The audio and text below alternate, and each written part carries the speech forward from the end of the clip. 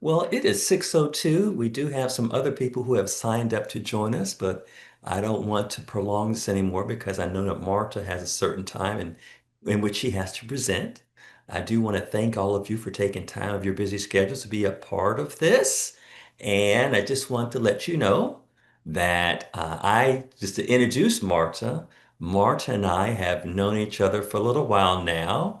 We both met actually in 2018 when both of us were the co-chairs of the General Assembly's Special Committee on Race, Truth, and Reconciliation back in 2018. And we had 4 years to do our work, and we presented it to the General Assembly in 2022. That was one in which all the business was, no, that was virtual. No, you had to be there in small groups. What Small happened, groups, it was Marta? like half and half. It was Yeah. like half and half, but you were there, but I was not because I couldn't go. No mid-council people could go. Only committee people could go. And you were there to present a report. But anyway, Marta has an educational background. At the time I met her, she was in Iowa, a ruling elder at Mount Vernon Church, and she was a middle school teacher. Since that time, she has received the call to attend seminary, a graduate of Austin Theological Seminary, graduated last year, and she was ordained to this ministry in which you're about to see right now from Tres Rios Presbytery down in Texas. And so she had reached out to me about the opportunity to have our presbytery as well as other presbyteries to talk about what is going on at the border, Mexico border, and she can give us some more information. So again, I want to thank you and I want to turn over to Marta at this time. All right. I hope you can see me still on the screen. I can't see myself anymore, and I'm trying to move everything off of it. So hopefully it's showing correctly. Can you all still see me? Yes. Yes. Yes, Okay, good. I Yes. can see I you. can't Yeah, see yeah. myself, so I'm gonna just like assume I'm making all the appropriate faces. So that'll be good. So thank you for taking the time and sharing your time with me this evening. I know immigration is a hot button issue right now, so we can do a little bit to cool it down to talk about the complexities and the realities of what it's like. As Byron said, I am Reverend Marta Pumroy, and I recently graduated from Austin Presbyterian Theological Seminary and have recently taken this call as the Border Ministry Coordinator here for the Tres Rios Presbytery. And I have the support of my presbytery, the East Iowa Presbytery, where I'm from in Cedar Rapids, Iowa. Before I was that, I was a middle school teacher for 20 years, teaching first year language. So it's one of these, I'm living the life I used to teach about out of textbooks, being here in El Paso and Juarez, being very binational here. Um, my mother was born in Puerto Rico and grew up in New York and then moved to go to college at the University of Dubuque, where she met my father. So even though neither of them are pastors, my origin story is very Presbyterian because of it. And that's just a little bit about my migration story, because we all have a little bit. But there's a few other things that put me in line in like good skill set to do this type of work. So the first one is I am a domestic violence survivor. My daughter, I was married to an abusive man, and I left him the day my daughter came home from the hospital. And this has been over 22 years ago. My daughter's doing wonderful now. She graduated from Iowa State with an engineering degree and is out in Richmond, Virginia right now. But because of that experience of leaving at just the right moment, at just the right time, it helps me understand when people are left to flee their country for one reason or another, and how it really does become this like moment in time where I need to do this for this reason or another. And it helps me empathize with people in that experience. The second thing, many of you probably don't know what that is, but that is the logo for the Cedar Rapids Colonels, which is a minor league baseball team. My parents hosted for over 20 years minor league baseball players that were in Cedar Rapids, Iowa for their career. We used to feed into the Angels, then we fed into the Twins. Um, but being that my mom was a native Spanish speaker, we would get the Spanish speaking players to come and live at our house for the summer while they played baseball and moved around. this was fascinating because I got to learn about all the different countries that they came from, as well as the complexities they would experience with their own visa or with trying to get maybe their wife or girlfriend over, and just the complexities of what all that takes, as well as the relationships between people in different Spanish-speaking countries. A lot of times we lump everybody together and think like these are all the Spanish speakers, that they all get along, when there's a lot of discrepancies and differences between how they view people from other countries as well, even though they're all Spanish speakers. And the third thing that put me in line for this work is my involvement in the Presbyterian Church. As Byron said, I really got fully involved with the PCUSA when I was serving on the Special Committee for Racism, Truth, and Reconciliation. And as far as going to seminary, it solidified all my knowledge with that. And then serving on that committee really opened up my eyes to my own experience and the experience of our country.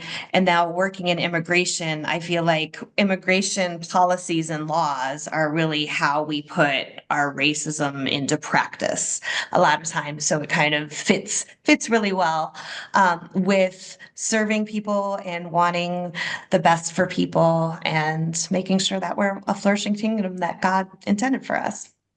So, what does our faith say about immigration and migration? Well, Matthew 25, for I was hungry and you gave me something to eat. I was thirsty and you gave me something to drink. I was a stranger and you invited me in. Or in Leviticus 19, when a foreigner resides among you in your land, do not mistreat them. The foreigner residing among you must be treated as your native born. And then Hebrews 13, do not forget to show hospitality to strangers, for by doing so, some people have shown hospitality to angels unaware. So the question for me to ask of you is, what is your experience that sends you forth to serve others? And how does your faith or scripture shape those actions? So even if work and immigration isn't something that is a passion of yours, I think all of our life experience leads us up to how we serve and act faithfully within the church. So our first slide had a picture of the border wall in a very desolate area. For those of you who might not have been to El Paso and Juarez are really one city that has been divided by the nation line and now has been divided by the border wall. Where I'm at, I'm currently right at the spot of the border wall. I'll show you in just a moment. But this mural is on the side of the building that I'm in. It's been enhanced to include more of this area. But I love the way that you see El Paso and Juarez like looking lovingly at each other. And then this is really what El Paso and Juarez look like. So when you see the empty fence and the desolate area, it doesn't take that long to get there. I drive about 5 minutes. I'm in New Mexico in that direction. But here on the right-hand side, that is the city of El Paso. Huge city, lots of things to do. There's a Ross Dress for Less on every single corner and lots of reasons for people to go shopping and dine and do all sorts of things. This picture on the left-hand side, that's what Juarez looks like. And it's pretty much the same. I was even reading an article today about somebody who's really into the literary scene and authors and going to book clubs and book shows. And they were talking about how much more there is going on in Juarez because it's considered more of a cosmopolitan city than El Paso. So there's a lot of times where it's like something might be better on the Juarez side or something might be better on the El Paso side, but it all really depends. So here is a picture of where my office is, and our proximity to the border is a big important factor here. So this is the Ibarra Hacienda or Ibarra House, which this is an older picture. You can go online and see how it's been updated since, and you can see there's a little red arrow in the back here, and that's where I'm zooming to you from. So they believe proximity is crucial.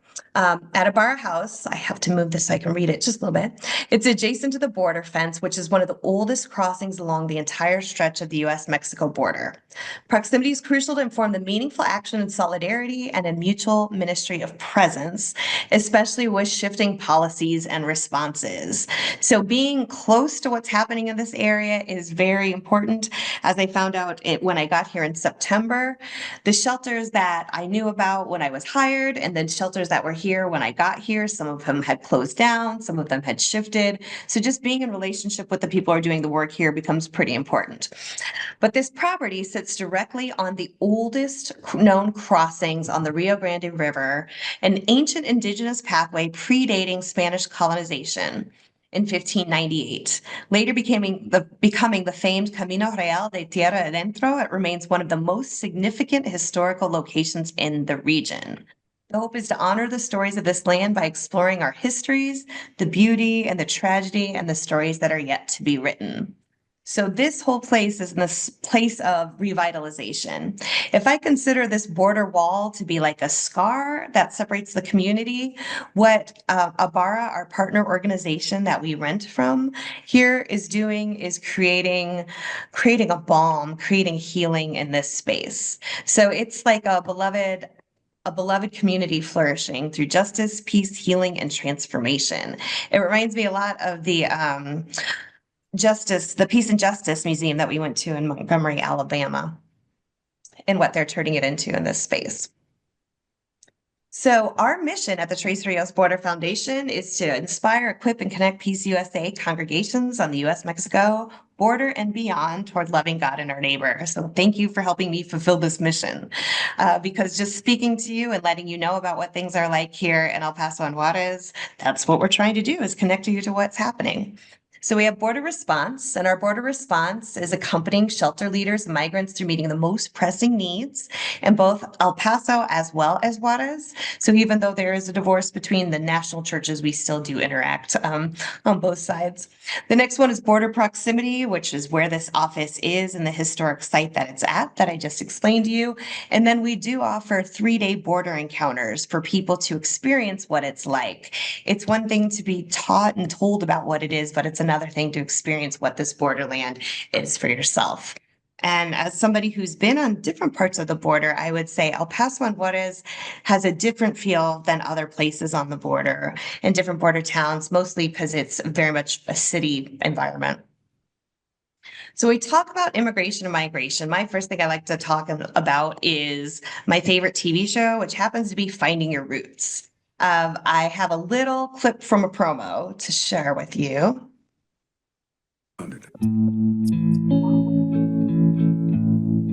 Who do I come from? Yeah, and how can you ever find out? Well, I was told I couldn't. This information is stuff that we need in order to feel whole. It's heartbreaking. These are your immigrant ancestors. I want to shake their hand and give them a hug and a kiss. Did he vote? He registered to vote. It makes me feel a great deal of admiration. Sorry for my ancestors. Always make you proud of me. I'm always carrying myself to make you proud of me.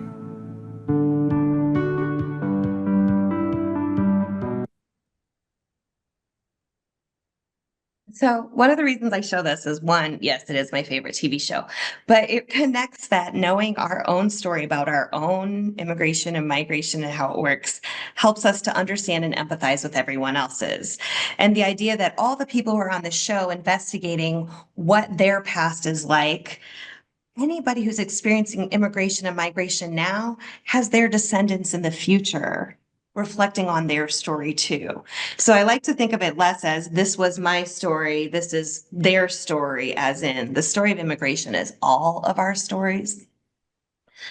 And at the Tres Rios Border Foundation, we focus on 3 different things. The first one is narrative change. The way people are speaking about immigration right now is, a lot of it is just evil rhetoric. It is not helpful. It is not life affirming for them or the people that we're serving. So the narrative change, the way people are talking about immigration, is a huge problem and has a huge impact. And it's something that we are working to continually try and change. And then systems change. I think most people, regardless of if you're team red or team blue, we are team neighbor here. And if you've done the research, we have yet to have a system that is actually good for communities and good for migrants. So it really doesn't or yet hasn't mattered who's in charge. The system is difficult and flawed. And right now, the system is really just kind of stuck and paused. And then personal change. If you watch the people as you're watching the Finding Your Roots clip, you see that finding out about these stories, your own stories, is so personally transformative that finding out these stories of other people also creates so much personal change. And when people come to visit, that it really, you visibly see the change in people's personhood, hearing these stories and learning about immigration and migration in this area. Of all the things that I've talked to people in shelters about what they want and need, yes, shelter's great, electricity, water, food, clothing, all of that. But the number one thing people have said they would like is for people to recognize their humanity. It gets stripped of them in so many different ways along their migration journey. So remembering their humanity. So I like to say all people are humans first and immigrants or the descendants of immigrants second. Remember that their humanity is our humanity. I have a few different ways that we could share some immigrant stories to find out how people got to where they're at, but I have a few suggestions. Two of these are books. The first one is The Truth in Our Stories. These are immigrant voices in radical times. This one has stories of people who might be dreamers or DACA, that they didn't come here as adults, they came here as children and how that affects their lives now. I was at the book release for this in Austin, Texas, because I was at seminary when I was there. And I told the people that I would share their stories widely. So I make sure to promote it. If we have a longer amount of time, I sometimes read one of the sections from that. And some of the sections from that are also available on video. So if you want firsthand stories about what people are experiencing, that is there. The next one is Borderlands, which is stories from an El Paso shelter. I really like that one because it's specific to what's going on in El Paso. And it's from somebody who stayed in shelter volunteering. And she happened to be at the shelter that was for people who had medical issues or needed to go to the doctor a lot. And just, it's written like a diary. So, like what happened one day, what happened the next day. And it's very, very eye opening and fascinating. Some things you don't think about is the fact that this border wall that has been constructed is there. It's huge. It's has barbed wire around it, but it still doesn't stop people from crossing over. And so being that she was at the shelter where people who were injured were at, so a lot of times that's what happens with the wall. It doesn't keep people from going over. It just means their injuries after they go over are pretty severe and would need to get help from that. There's a video here called Why We Decided to Leave. I think it's very kind of intense hearing that person's story. It is available for us on the website. And then there's this one here. I'm going to play it just in the corner, and I'm not even going to play the sound on it, I don't ¿Cómo se think. llama? And I'm going to talk through this one a little bit. De ahí. The subtitles will remain on ¿De it. dónde eres? But with this one, this is one of the shelters that was full when I got here. And since then, this shelter has completely shut down. But it gives you a good idea of what life is like in the shelter. It was a converted water utility department that they made into shelter space. One of the things that I came to learn that being in El Paso is that there are times where there are surges, like lots of people coming at once. And there are times where it's like normal people making appointments and taking their time. Of course, there's different ways where people come in, but a lot of the footage that you see from El Paso and Juarez are times of which there were surges. And there's surges for different reasons, and most of the time it has to do with policies that are about to be enacted and such. But one of the things I found out, which I thought was fascinating, was a lot of the people who came during the most recent surges were from Venezuela. And come to find out in Spanish, the word that you use for shelter in Venezuelan Spanish and Juarez Spanish was the word, or in Juarez was shelter, in Venezuelan Spanish meant jail. So as they were asking people if they wanted to go to shelter, people were thinking they were being asked if they wanted to go to jail, and so they weren't going. So even during these surges, there were times where things were over capacity, but there were also times where people could get into places but didn't because of a communication thing. All right, this is the one that I find the most interesting to share is walking you through the journey to the U.S. southern border. Oh, hold on. Sorry, that one behind it is still talking. So let's pause that. Here we go. This is a journey to the U.S. southern border, and this is from the National Immigration Forum. So it's asked, how would you face the challenges migrants encounter when seeking asylum in the U.S.? And it's almost like a choose your own adventure, but it'll walk us through it. You're an Honduran mother living with your 6-year-old daughter, husband, and 5-year-old nephew in Tegucigalpa. Between the floods, droughts, and the country's economic crisis, life has been tough. Every day, you and your family are haunted by violence from gangs and warfare, and with climate change wiping out crops, finding work has been difficult. As somebody who's gone through a natural disaster, a few of them in my hometown, it was surprising to me to find out that having your home taken away by natural disasters is not at all a reason why people can migrate or immigrate either. It has to be like a fearful thing. All right, keep going. You decided the only way for a better life is to leave everything you know behind and to immigrate to the United States. You, your husband, daughter, and nephew will begin the trek to the U.S. to seek asylum. Many families, have previously paid a smuggler to help them get from Honduras all the way to the border of the U.S.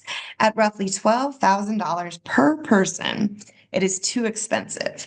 You cannot afford the cost of paying a smuggler to escort you through the entire journey. You do have a relative in the U.S. You can ask for some help and some money to pay for smaller costs along the way. But you and your family must travel alone, brave the elements, and hope you are safe.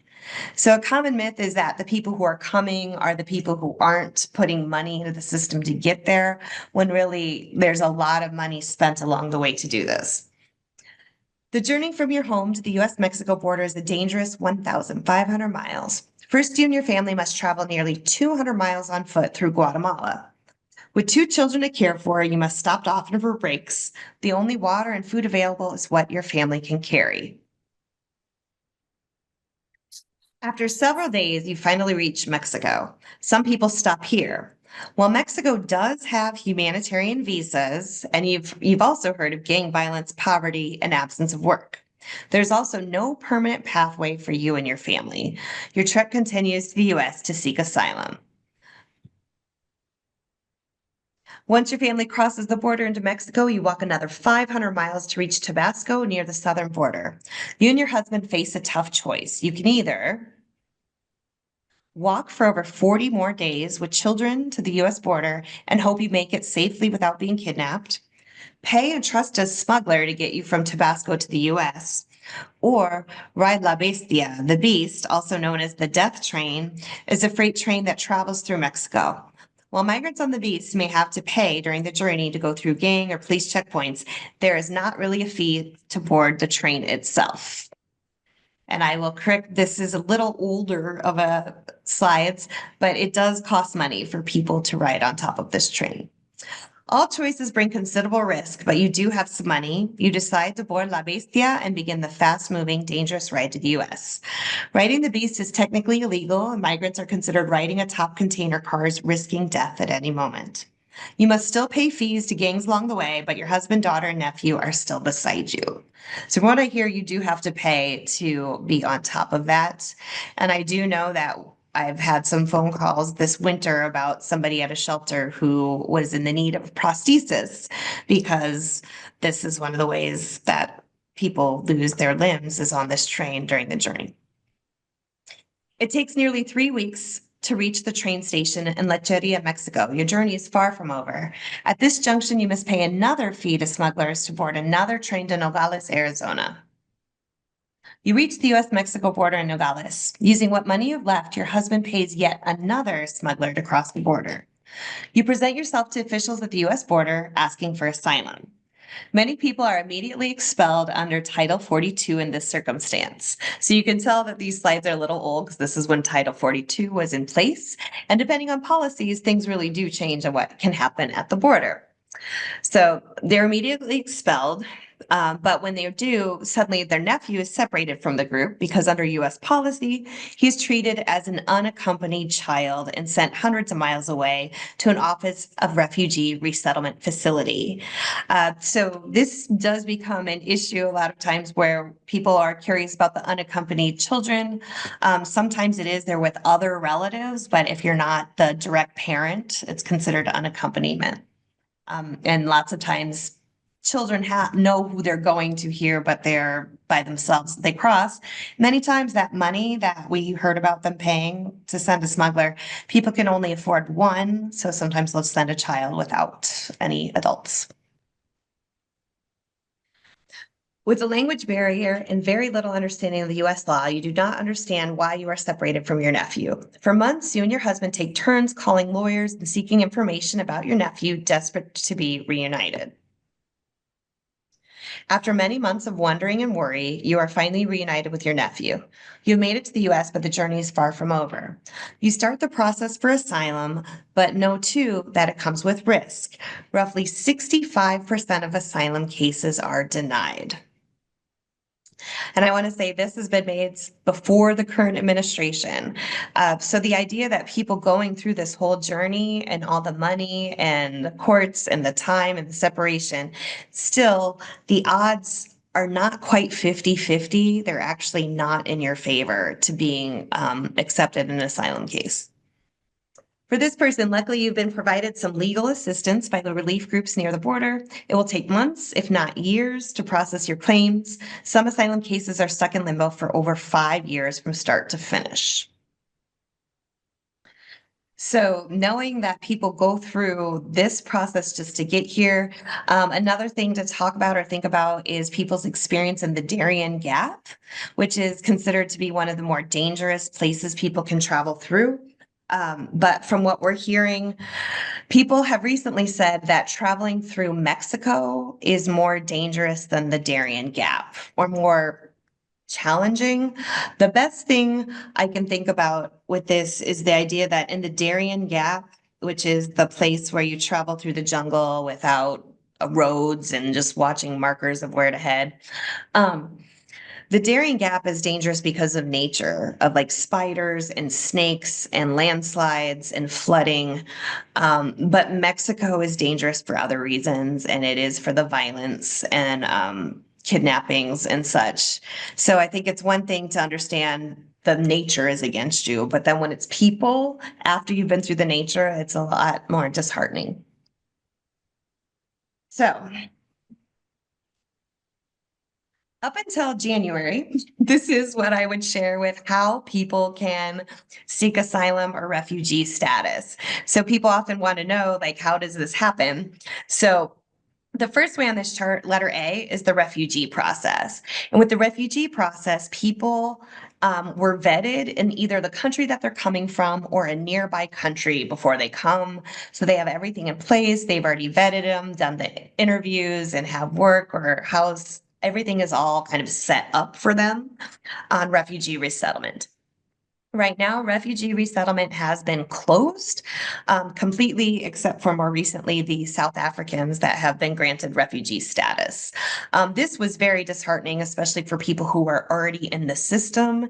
And there are lots of places that were even helping with the finances if people were willing to host refugees in their resettlement process, knowing that things were going to go a little askew. All right, the next way is affirmative asylum process, where this is when somebody already enters the US on a valid visa, and while they're here on the valid visa, they say, I'm fearful of my country, I can't go back. And then they can start this process, which they can then get a referral to go before a judge or be granted asylum. The next one is the one that you would see happening most frequently in somewhere like El Paso, which is the arriving asylum seekers, meaning they arrive at the border. They don't have a valid visa. They haven't figured it out ahead of time. They just got to the land and request asylum. This is where things get tricky because federally, this is what somebody's supposed to do. The state of Texas has done a lot where they create barriers so people can't step foot on land, so they can't request that asylum. So this is one where there's like battles between the federal government and state government here on whether that should or shouldn't happen. Um, and if somebody does request asylum at the border, then they would be processed by Border Patrol, which it's very interesting to think like a lot of people think migrants, Border Patrol, boom, they're enemies. Where really I felt that more Border Patrol is like EMTs for migrants. Like if they're struggling or need help, the Border Patrol are the ones who have to go in and save them and help them. So, and then they process them. And the fact that Border Patrol has to have a lot of vetting to do that work, they usually are doing it in as fair manners as the process allows them to do so. And then the last one, these are the ones that people are most fearful of. These are the ones that are considered the getaways, like they've had some type of visa and they've overstayed it, or the people who we call it EWI, which is enter without inspection. That would mean somebody going through the border in a place that doesn't check your documents. So if they do this, really the asylum is probably not going to be granted.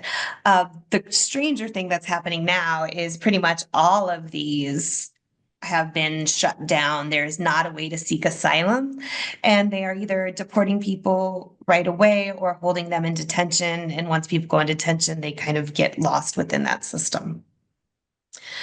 Another way to think about it is the legal way. And I know this is very hard to see. It's very tiny print, but this is a little flow chart that says, you know, you want to immigrate legally. How long is it going to take you?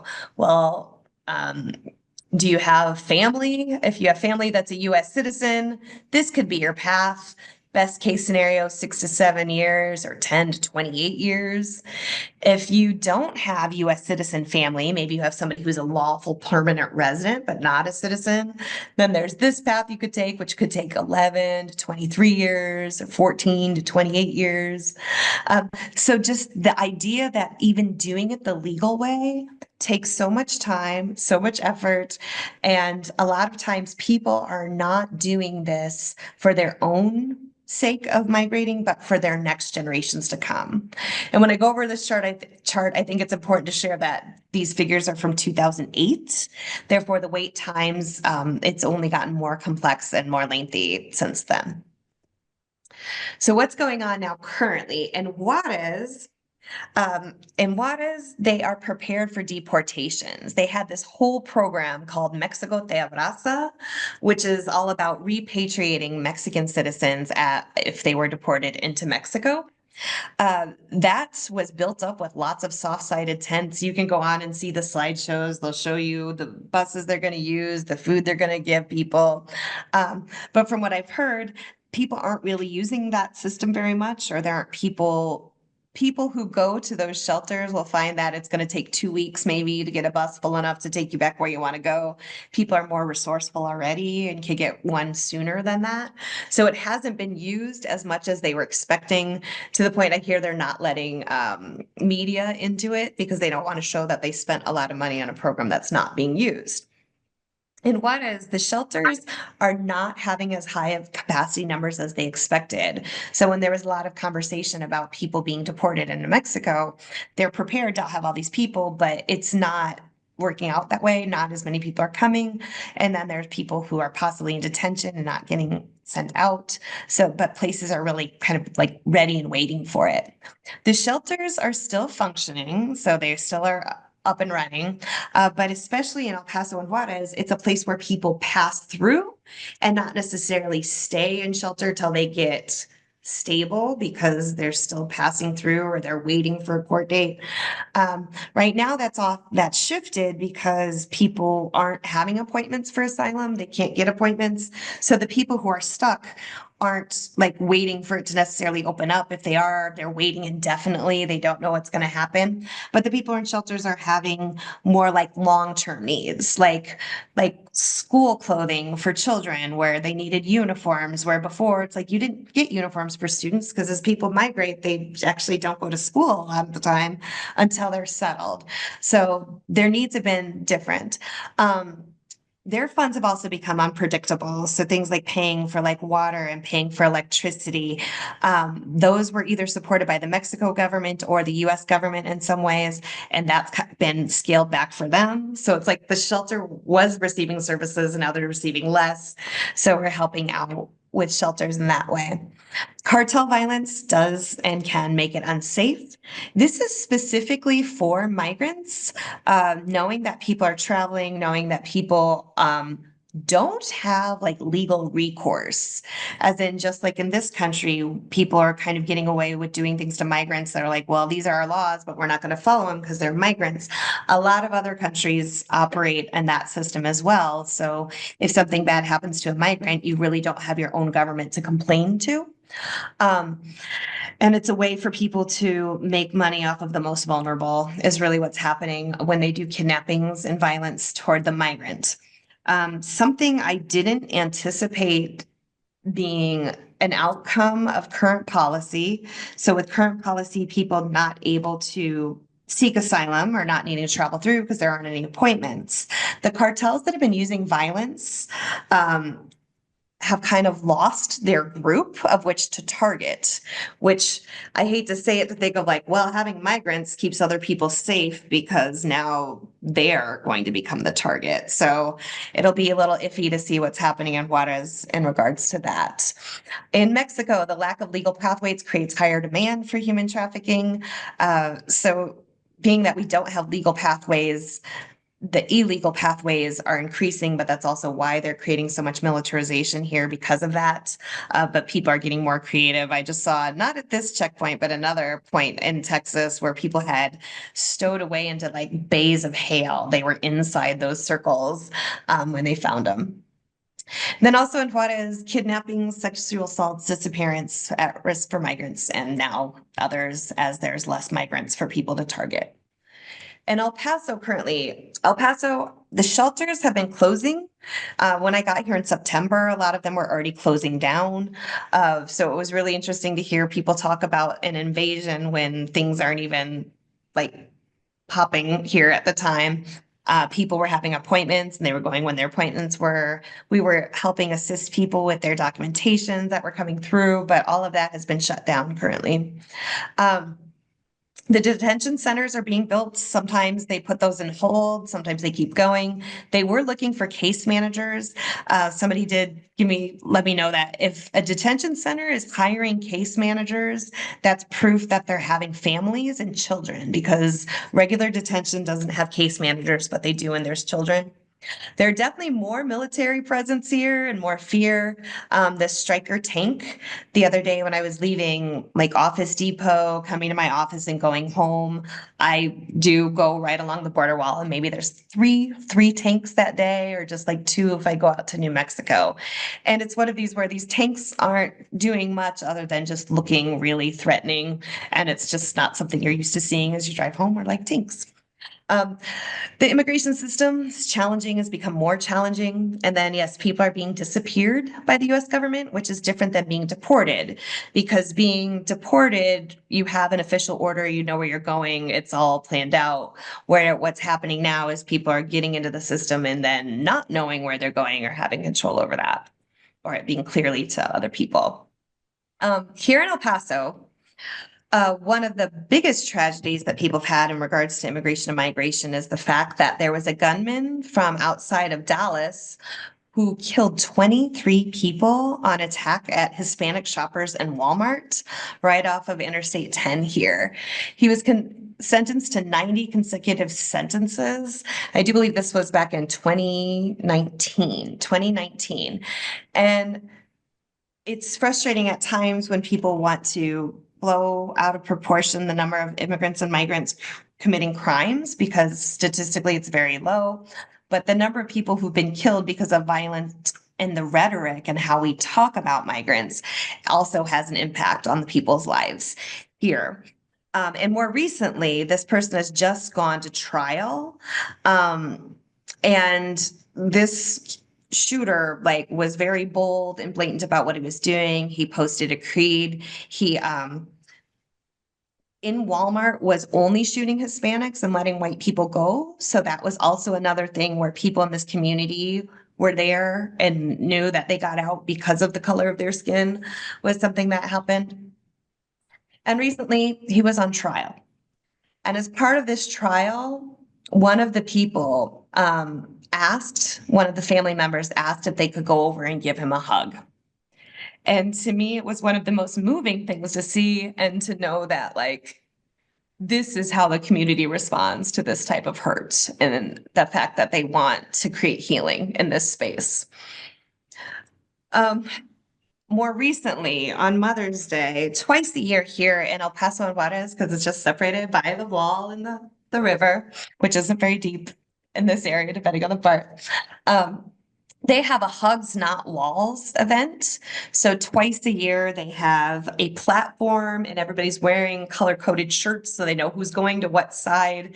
Because many times if somebody can't go to the US, they're on a 5-year ban or a 10-year ban of being able to come over and see their relatives and loved ones. So twice a year, they get together and hug between the wall. And it's sponsored. They had a permit from the International Water Bureau Commission, and the week before this event that was happening for Mother's Day, they canceled. The federal government took over that land and canceled their permit. This is an example of this has nothing to do with immigration or migration or doing it the right way, but it just shows how cruel the policies are in this space. That these things that are happening are organized and have permission to do aren't causing harm, but they're still feeling like they want to shut them down, which is sad and unfortunate. So this is it getting canceled, and it's a picture from a previous year of a relative holding their loved one. And right here, if you see these flowers and the fence, where we're at is where they did another event so people could honor their mothers. So they did something on both sides of the border, but not where they could actually meet because they didn't have permission. Fortunately, I was in Nebraska for my nephew's graduation and I didn't get to be a part of it, but I saw the roses on the wall after that event. So with all of this going on, with all the complexities and all the changes and policies, what we do here is we offer direct aid as part of our border response. So we provide funds to help with employment application documentation. We helped over 700 people get those to be able to work when they went to their sites that they were moving to. Those were also a lot of people who had temporary protected status. So unfortunately, a lot of their status as well as their work documents have gotten taken away or revoked since that time. It's really unfortunate because I know like people who are working in fields over in New Mexico, they all had their employment application documents and next day they revoked them all. So then the person who had been hiring them pretty much had to fire all of them, but then just rehire them under the table because he needed somebody to work and they were already there and already to work. So a lot of this is like, if there were a right way to do it, we would be following it. The next one, providing pastoral care for pastors in Mexico and Juarez whose churches have become shelters. So a lot of the pastors in Mexico became shelter leaders when there have been surges, and those shelters have continued to be something that take up their time and attention. So we've helped with car care for people who are not volunteering, that's their job, but it's there for car care. Chances to see family. There was somebody working in a shelter. There were 2 people in shelter who had not seen their own family in 4 years. So we help them be able to see their family for Christmas, and then doing community support events. Our leader, Rosie, on the Juarez side, makes sure to have events that they can go to that are different than just saying, here, have this, do this, because if she hands it off to them to do something for themselves, they'll do it for the shelter. So just making sure that they're having hope so they can help sustain hope for people in the system that is just breaking. It's broken and it's breaking. Right now, we're assisting 12 shelters with their water and utility bills. This is something we haven't been helping with before, but have since funding has backed away. And we assist with the salaries of social worker and a psychologist. So they're on these journeys. A lot of times there's trauma as people seek asylum. They're in fear and that's why they're leaving. So in order to even have it, there's like elements of trauma, and having social workers and psychologists can help immensely with this. So how to help? Well, prayers, awareness, and raising your voice, attending something like this and listening to me for like an hour. I really appreciate it. Partnership and presence and presenting like this, preaching or being at a border encounter. I would definitely invite you down, maybe in an off year from Guatemala. And a partnership and funding to assist our presence and direct support. Anytime we can tap into somebody's mission budget, or if you have grant opportunities, we're always looking for that. And then we have these different levels of water moving that you can participate in. So to meet the needs for those who are stuck, fleeing, or on the move, we continue to strive to build hope for those experiencing migration. There are different levels to participate financially, to connect Peace USA congregations and more to the US-Mexico border and beyond. We understand that justice flows like water, and any amount of current pushes the stream forward. And other ways to help: prayers, awareness, raising your voice, partnership and presence, show up for others when you have the privilege to do so, educate, create safe, brave spaces, raise your voice, tell your representatives what matters to you. I did kind of find some, I don't know if I'll show this, things from the American Immigration Council on Immigrants just in North Carolina alone, to be able to find out like what people are, what immigrant population is in your area, what people do, or the numbers of how they break up. Immigrants in North Carolina, that's the top 5, where they're from. And then what also they do and perform in your community. So being connected to what's going on in El Paso and Juarez is wonderful, but also knowing what all is happening in your area. And I also put a link to your Department of Homeland Security, which is in Charlotte there, because sometimes you might need to go there to check and see what's going on or to help stand in solidarity with people who are there. So. Thank you so much for listening. And I'm sorry I couldn't look at you while I was presenting. I was trying to get my notes and the slides on the same screen, but I would be happy to answer any questions you have about what it's like in El Paso, Juarez, or what the system's currently like. Well, thank you, Marta. Any questions from the group you'd I like have a to ask? question, Randall here. Hey, Randall. Hey, yes, good. A policy question, I guess. I'm very concerned and appalled by the human sex and drug trafficking and how they're gaining so much money from this human tragedy. I was wondering, would it be a good idea to make all applicants to seek asylum do it in their home countries, as has been proposed? I don't know what the Remain in Mexico policy was, whether that's related, but to avoid all the human hardship and tragedy and enriching these evil organizations, would it be better for them to apply for asylum in their home countries and keep it to that and say you cannot come overland through the way it's being done now? Yeah. Um, Usually that to be done in your home country would be a refugee seeking, because you'd already be in a process to seek refugee.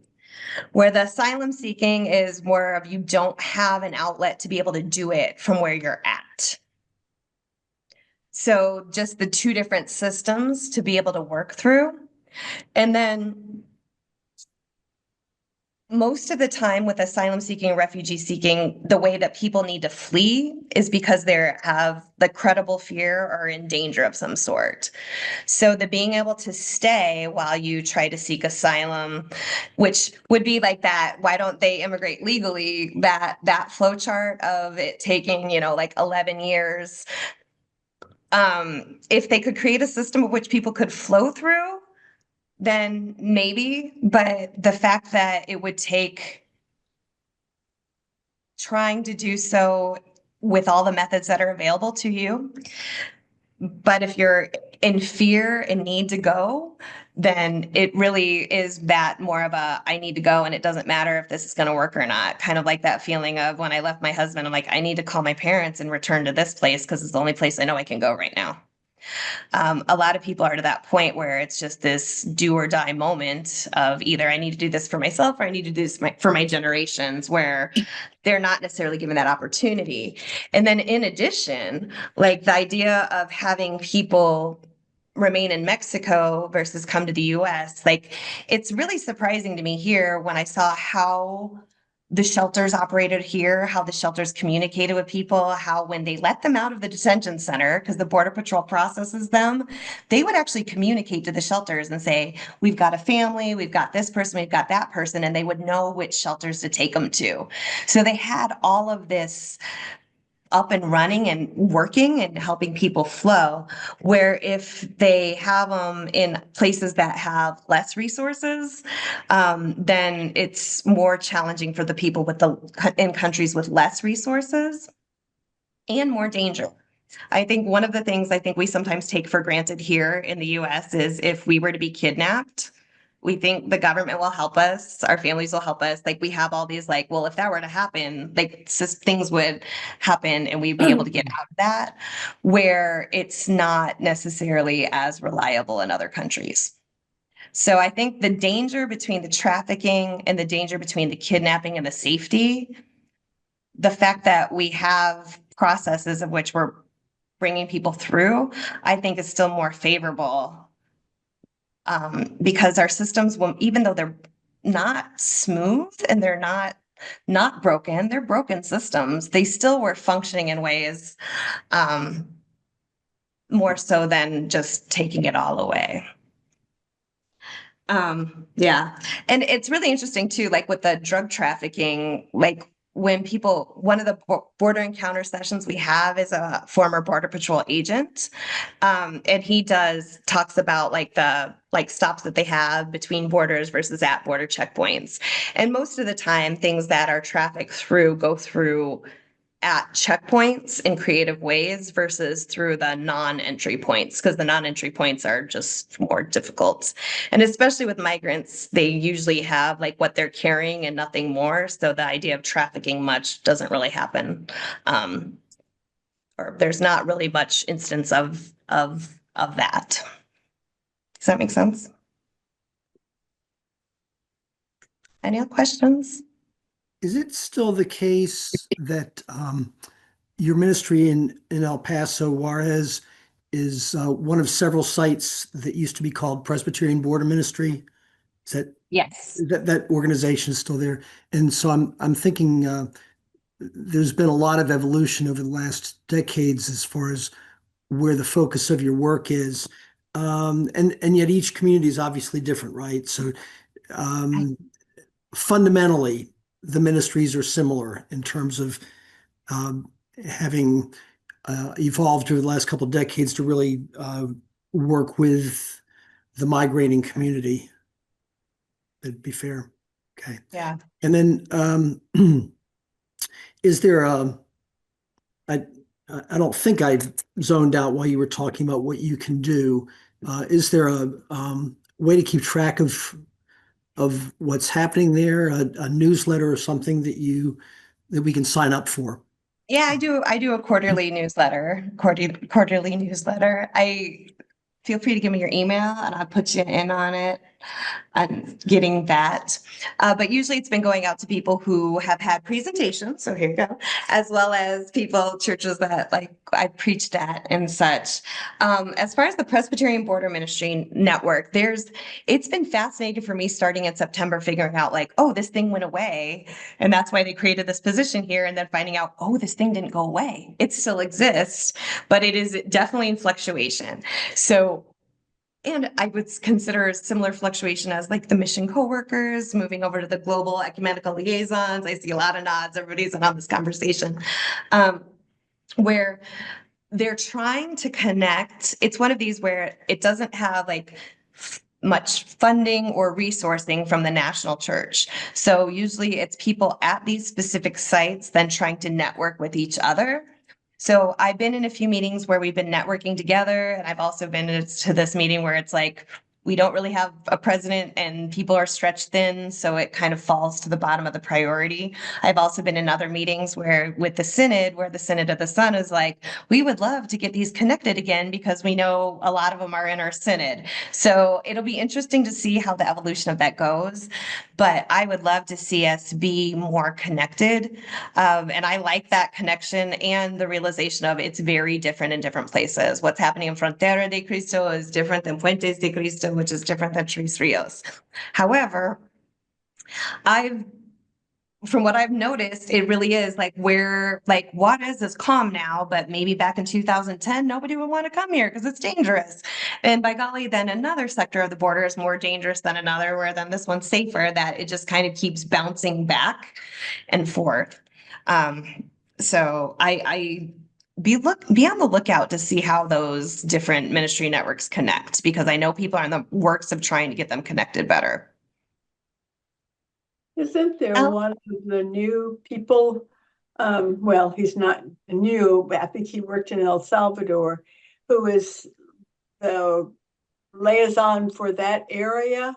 I forget his Joseph name. Ross. Yes, I just got a newsletter from him. His last Yes. one at the Mission Co-worker. So I think he's a person to he is trying to make those connections that you're talking Yes, about. definitely. He's like, Particularly in the geographical area of where you are.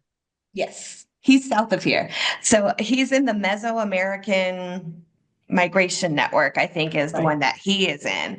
And he has made the leap from the mission coworker to the global ecumenical liaison, which I'm like, are they going to call them gels? Because you know how we love to make acronyms into words. So I'm like, they might be gels, which kind of makes sense because they're gelling other part of the world with us, right? I'm like, we could go with this. Yeah, he is wonderful. One, two, if you aren't receiving information from him, he's really good to hear from. I sat in on a Zoom that he organized about like digital safety and like whether things are encrypted and like phishing, like a bunch of things I knew about digital safety already, but it was so much more in depth. And it was interesting to hear about it from people in another country because they've seen like what happens if their digital data and stuff might be used by their government in other ways, where I've been of this assumption of like, yes, it's all out. I'm a younger generation. Yes, it's all out there. Everybody knows everything. Nothing's secret. They can find stuff. But now it's like, oh my gosh, if somebody thinks this work that I'm doing along the border is somehow criminal work and they can find it, I'm like, oh no. And so like listening to the countries that have had that happen, I'm like, oh yeah, it's important to make sure that things are safe and you're communicating in the right ways. And I'm like, wow. So I would highly recommend, his name's Joseph Press with the Global Mesoamerican Migration Network. And that was something that the General Assembly, I think, pushed specifically to have a worker there a few assemblies back. Right. Joseph Press. I'll put it in the chat. We now know that you can use funds if we donate directly to the Tres Rios Border Foundation, and we can even advocate for the Church Missions Committee to send mission dollars in that way because it is a mission. Can you think of anything that we can do right now on the ground here in North Carolina to help the immigrant community here to resist unlawful activities by the administration and to help protect them? Yeah. So something that I'm going to be attending here in the next couple of weeks is like court observation. So if you can help out with an organization that's doing any type of court observation, they can train you of what you're supposed to look for in those courts and then kind of report out.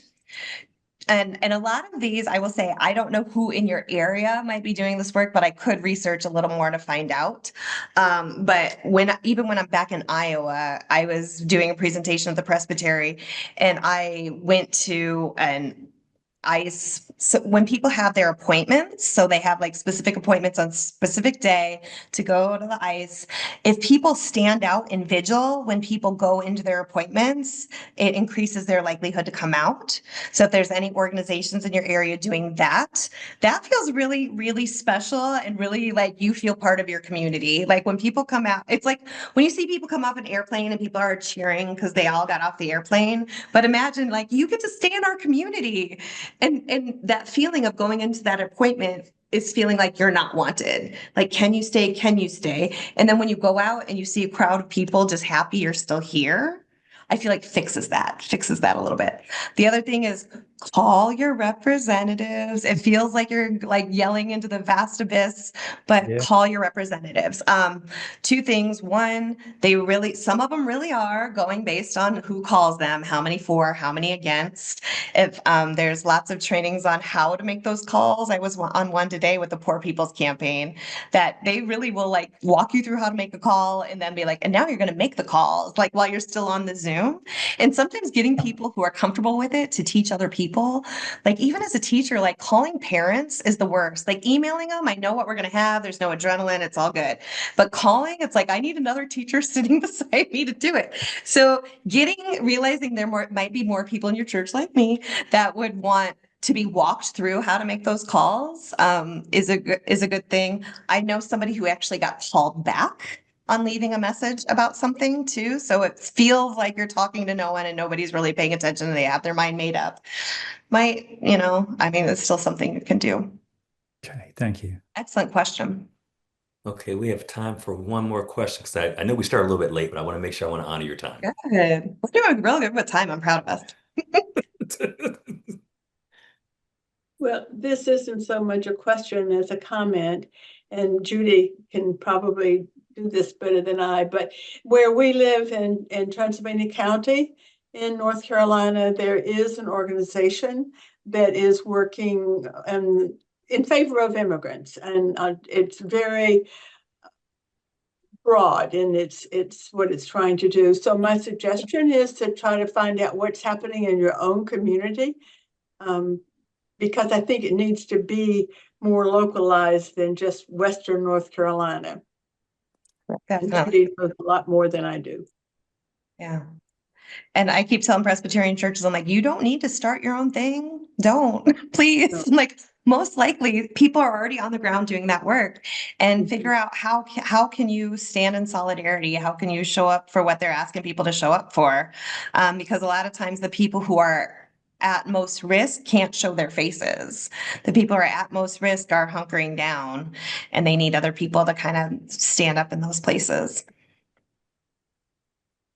Right. Well, go ahead, Judy. Just one other thing about Transylvania County, this group that Ellen is talking about also has a private anonymous WhatsApp group in Spanish for the local Latinos to find out about things without being endangered. So it's anonymous and it's a WhatsApp group. Mm-hmm.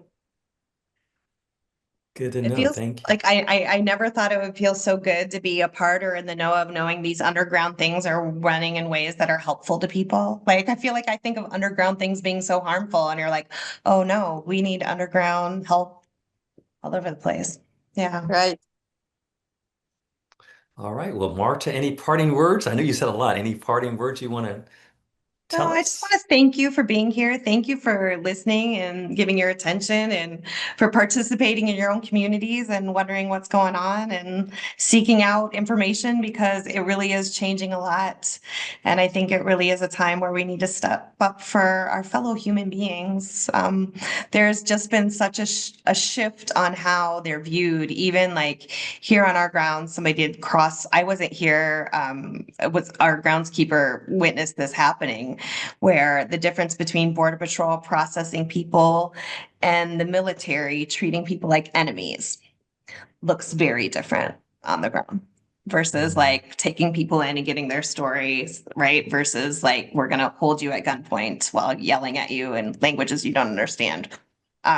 There's been a definite shift of how things happen. However, I will also say there really hasn't been a definite shift in how things are playing out. Like deportations have always happened. People have always gone into detention. People have always been in fear of going into appointment and getting, but all of this, they are making it look more evil than it is, but it's still evil. And so it's one of these where we can create ways of which people are secure, people are comfortable, people are aware of who's coming in and out of the country, but also in ways that aren't inhumane to the people who are trying to seek it. Well, thank you, Marta. And please know that we in the Press of West North Carolina will continue to pray for you and your work. And maybe one day we could bring a team down there and see what's going on at the Love to U.S.-Mexico see you. border. So we would love to do that.